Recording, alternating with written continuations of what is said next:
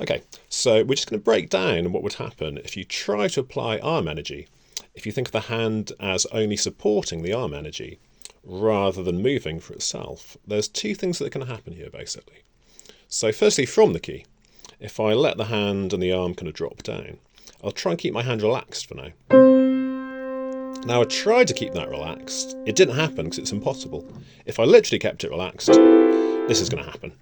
So in reality, if we think we're relaxed, this is quite likely that you start a bit relaxed, now the emergency movement kicks in, and that's very strenuous. You can see the bridge of my hand gives way, now the fingers have to lift up high to fight that. This is where people injure themselves. They start too relaxed. Then they have to engage, they have to use strength that they shouldn't be having to use.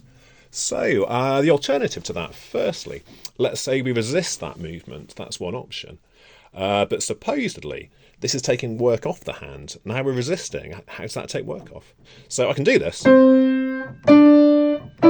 holding my hand together. Okay, slow tempo, that sort of works. A few smudges there, but it sort of works. But now try and play fast like that. That just feels absolutely horrific if you're clenching the hand, holding it still. Again, totally at odds with the idea that arm energy is going to relieve the hand of any need to be strong. It's forcing the hand to be as strong as possible. That's the whole way that can work. It can't work if your hand is not strong, when that's the premise. So the reality, let's just completely shift everything now to a whole different premise. First thing we're going to do for now is we're going to rest the hand in the keys, nice low wrist, feel a little bit of weight, but it's not much because the keys aren't even going down. It's not a big weight even to start with. Now what we're going to do is the opposite. There's no arm energy moving the keys, absolutely the opposite.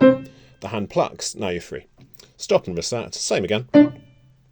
So there's a kind of a strength to this. If we said a strength of movement, I don't usually use the word strength, but it makes perfect sense.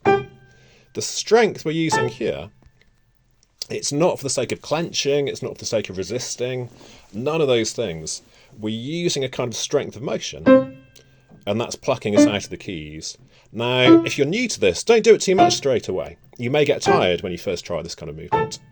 In the long run, build it up gradually, and that will feel more and more natural, less and less effort. So let's go back to the alternatives again. Remember, if you try to either just relax or resist, trying to relax actually means you have to resist anyway. That's often the worst. If we just think let's resist, that feels horrific. In no way are we avoiding the need for hand strength. We're forcing a need for hand strength if we try and use that as the premise for real. So what we have to do is apply some hand movement. So first thing, I'm going to start on the key. I'm just going to use the hand movement and let my hand respond. You can't be heavy when you do this. Any resistance to the arm, and that becomes something that needs real strength again. You don't need to use a lot of strength. You just need to have a kind of strength of effortless movement, no resisting. Now I'm exaggerating a lot at the moment. Of course, no one's going to play octaves exactly like this for real. So even now we could put some arm movement back in if you like. We can think the arm is going to rest down a little bit, but at the same time, we must perform the hand movement as well. It's got to be both, not just one or the other. So you see much more subtle now. Because the hand is doing that movement, we're never getting this dip. We're never forced into the strenuous use of hand strength. We're just doing a very basic, very straightforward movement, which is strong in a way, but in a whole different way compared to the force strength if we think the arm is doing the whole thing and the hand only supports. For them to really work together, the hand has to move.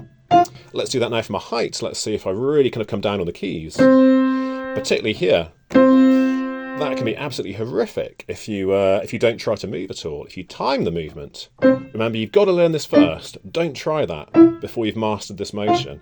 Otherwise you'll have a really hard time coming from a height. All you can do again, resist or relax, horrible either way. Instead, create a rebound. Now I can do a much more subtle rebound as well. This is still a form of a rebound. It's just enough to stand the hand up, get it comfortable again. It's not relaxation, it's not stiffness, it's just timed movement. It needs to be relatively strong in its own way, but it's no sense of exertion. It has to feel effortless if we use this kind of strength. And you can see that when Argerich plays. It's 100% obvious watching her play. She's doing exactly the same thing I'm showing here. Much better than I do it, certainly. But it's absolutely clear timed movement is why she plays the octaves so powerfully, so effortlessly. It's nothing to do with the hand merely supporting arm energy. Absolutely the opposite. The hand plays a very active role in creating a rebound And that's what frees you up, that you can also apply arm energy. It's not one or the other. For them to work together, the hand has to do its job, then you can add the arm energy if you wish. So now I can play fast.